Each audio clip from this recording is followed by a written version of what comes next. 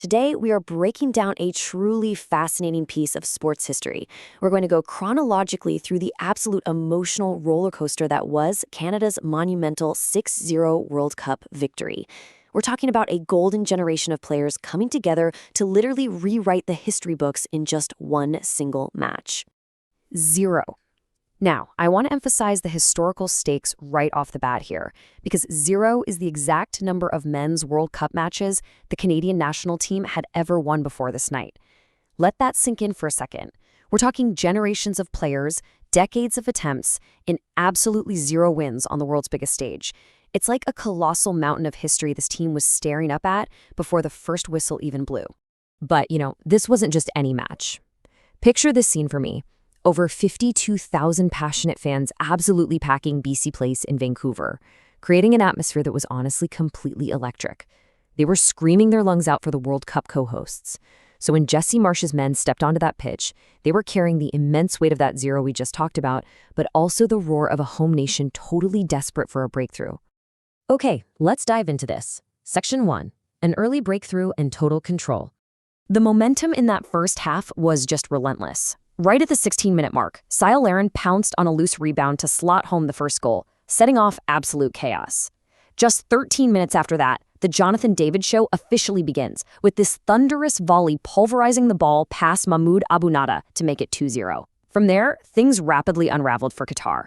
At 33 minutes, Qatari defender Homam Ahmed brings down Tajon Buchanan, drawing a straight red card after a VAR review. Now down to 10 men, Qatar basically folded deep into stoppage time, with David stabbing home a close-range effort. So Canada goes into the break up 3-0. Now notice this emotional shift as we enter Section 2, heartbreak and a tribute. So the second half kicked off with the exact same Canadian dominance, but man, it quickly brought a heavy, heavy heart to the stadium. In the 51st minute, Canadian midfielder Ismaël Koné suffered a horrific leg injury following a late challenge from Qatar's Assim Madibo. Koné was visually devastated. You could literally feel the air get sucked right out of BC Place as he had to be carted off the pitch. It was a massive, highly visible blow to a Canadian squad that had been flying so incredibly high. And this led to even more consequences for Julen Lopetegui's side. At first, the referee only showed Madibo a yellow card for that late challenge. Actually, scratch that. VAR rightfully intervened here. By the 53rd minute, that initial yellow was upgraded, meaning Qatar was handed their second straight red card of the night. And this brilliantly illustrates the massive mismatch on the pitch at this point. Think about it. You have Canada up 3 goals, fueled by this relentless pressure, and fielding their full 11 men. On the flip side, you have a thoroughly deflated Qatari squad with 0 goals, forced to play the rest of the entire match with just 9 men remaining. But Canada completely refused to step off the gas, right? They essentially channeled their heartbreak directly into their gameplay. In the 64th minute, Nathan Saliba comes onto the pitch specifically to sub in for the injured Koné. And almost instantly, he steps up and scores an unbelievably emotional free kick goal. But it's what he did next that really tells you everything you need to know about this team's culture. He ran straight to the sidelines and held up Koné's jersey. Just a beautiful, immediate tribute to his sideline teammate.